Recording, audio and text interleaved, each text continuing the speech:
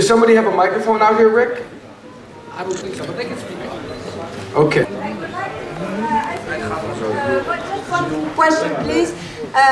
You know, in 1996 there was a reunion tour, and after you've been back with KISS, how did you feel when you came back with KISS? Was it very difficult to begin again or not? I've been in and out of KISS 3 times. So this time I've been back in the band now for like 7 years. You know, this version of KISS with Tommy, Gene, Paul, and myself, with this version of the band has been together 7 years now. I mean, the time goes so fast. My relationship with KISS is almost half my life. I've known Paul since I first worked with him, 1989, for over 22 years. Almost 23 years now I've known Paul. So, you know, in some ways it's almost like a family. You know, and sometimes you fight with your brothers and sisters, or you fight with your cousins and this kind of thing. But at the end of the day, it's kind of like family. I actually do feel like they're all part of my family now. So maybe we don't always agree on everything, but it's almost like family now. And I have to say, this version of the band, everybody honestly really does get along. We actually like each other, and we really, I'm not just saying this because it sounds good, we actually do all get along really well. Like, we're making a new record right now, and I have to say, making a record with KISS is so easy, at least for me, because there's never any pressure, and we actually have a good time when we go into the studio and work together. You know, the other day we just did another new song last week. We went in the studio because Paul wrote a new song. He said, I want to we did 12 songs for the next Monster record, and Paul said he had another new song. He goes, I really like this new riff, I want to do another song. So we went in the studio, and now we have 13 songs.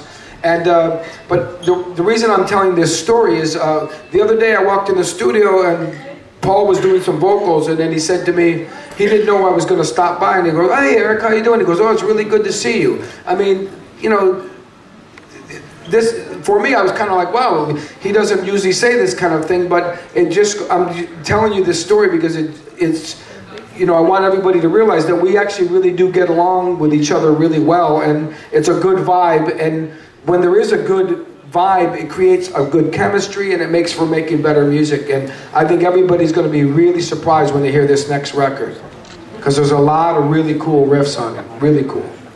Can you get her some gloves and a scarf, because she looks cold? She's got all kinds of clothes. I had a loss in my family. It felt very sad, but thank you. You warmed my heart very much. Thank you. I warm your heart, but not your body, because you're still cold. You got. She's got a lot of clothes on. You can't see. There you go. Relax. There you go. Take off your coat and stay a while. Right? It's okay. If you want to ask a question, maybe you should come up here. Would it help? Welcome that you came all the way to Holland. Thank you. Obviously, I'm a big Ace Frehley fan. You work with Ace. How is working with Ace Frehley? Ace is a very, very. You know how they say to some people when they say they broke the mold, when God created this person, they broke the mold. There's only one. Yeah. I would say Ace Frehley. There's only one Ace Frehley. But the same thing is true of Gene. He's another one. You know, he's such a character. You know, they're very unique type of individual. But I have to say, playing with Ace was a lot of fun because he's a real character. And many times, I'm sure a lot of you have heard many stories about Ace, and people think that people are exaggerating, you know, making the story up or making it bigger, but it's not made up. Until you tour and be around Ace, you cannot believe some of the things he would do and say. It's just crazy, but a lot of fun, and you know, a very unique, you know, guitar player and a unique individual. So I enjoyed myself playing with him, and it was a lot of fun, and he was a great guy. To me, I always got along very good with Ace. Are you still in contact with Ace? You know, I haven't seen Ace in a couple of years or heard from him. You know, I mean, once, you know, everybody sometimes has their demons, and obviously we all know about Ace, and I think he's trying to keep himself on the straight and narrow path, and sometimes you know, that's a difficult thing, and sometimes people choose to stay more to themselves because that's what they need to do, and I think that's kind of what Ace has been doing. So I haven't seen him in a long time, but I wish him well, and I know is he here yet?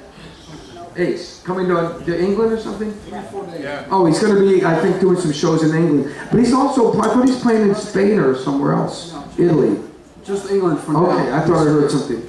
But, you know, I'm sure if you look on his website, I'm sure you can find out what he's doing or where he's playing. But we all wish him, you know, I always wish him well. And like I said, I always personally got along with him. A lot of fans will kill me for asking you again. Okay. I'm wondering, is Bohemian Rhapsody still your favorite song against Detroit Rock City? Bohemian Rhapsody? Yeah. Well, you got to remember, Queen's my favorite band probably. So it's very hard for me, and you know, everybody has their own opinion, and my opinion is very biased. But I love Queen. That's my favorite band. I mean, I love Led Zeppelin and Black Sabbath. But if you ask me to pick one band who's my favorite, it has to be Queen. And I was very blessed because I got to play in Brian May's band in 1998, and I got to do some shows with Brian and Roger Taylor. So for me, that was like a dream come true. It's like Gene and Paul loved the Beatles. It would be like Gene or Paul getting to play with the Beatles. So for me, that was my dream come true.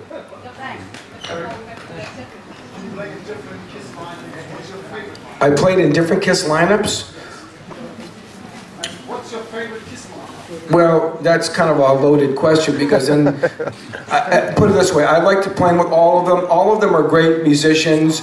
I have to say the first time playing on stage with Gene and Paul and Ace was very unique because I can remember the feeling first time I wore makeup and played a show with them. We never rehearsed or did any what they call production rehearsal in makeup. So the first time I remember we were in Japan, and I remember it was like an out-of-body experience. I was playing, and I looked down, and I said, wow, this is really weird. There's Gene and Paul and Ace, and I'm playing drums, and I'm playing drums in KISS. This is very weird. Because I saw KISS when I was like 16 years old. I tell people this story. I saw them, I remember one concert I was on, it was a high stage, and I stood on a chair, and I was very small. I'm small now, but I was much smaller. I was about this, oh, maybe this big. I was very small. When I was a kid in junior high and high school, I was very small for my age.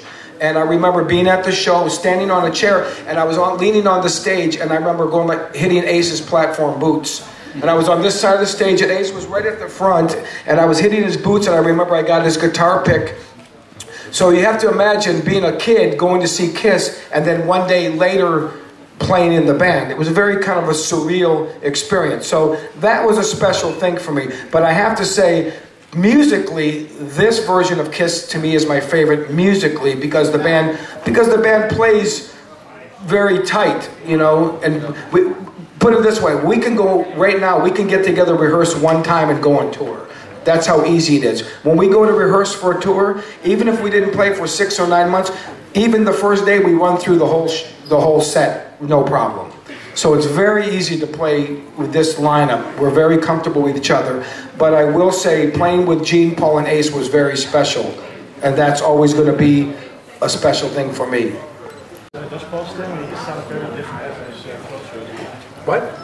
He asked, how does Paul sound after his throat surgery? I don't know. He hasn't started really singing yet. He was singing in the studio the other day, but just putting, when we record songs, usually we come up with an idea, we work the song out, and then we record it, and then Paul will go in and sometimes just put a guide vocal as an idea so we know how it's going to be. But he hasn't actually gone and sung yet. So he only had surgery like about, I think, a month ago.